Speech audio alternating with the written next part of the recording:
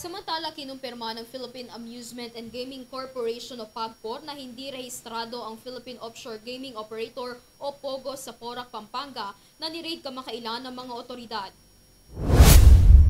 Ayon kay Porac, Pampanga Mayor Jean Capil, ang Lucky South 99 ay walang mayor's permit at hindi nakarehistro ngayong taon na nasa negative list ng Bureau of Fire Protection. Napag-alaman din ng kapulisan na mayroong umanong foreign nationals na nakapasok sa bansa na walang pagkakakilanlan o visa.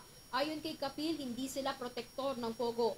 Naabutan ng mga otoridad sa loob ng POGO habang nasa 126 na Chinese national, 23 na mga Vietnamese, 4 na Malaysian at 4 na Myanmar at 1 Koreano. Inaalam pa ng mga otoridad kung sino sa kanila ang biktima at suspect. Gayunpaman, tinalakay sa pagdinig sa Senado noong Mayo 7, 2024 ang sandamakmak at direhistradong kumpanya kabilang ang Lucky South 99 na kabilang umano sa iligal na gawain noong 2022. Samantala, sabi naman ni Capil, mariin nilang kinokondena ang anumang iligal na gawain na sumisira sa integridad ng negosyo ng munisipalidad.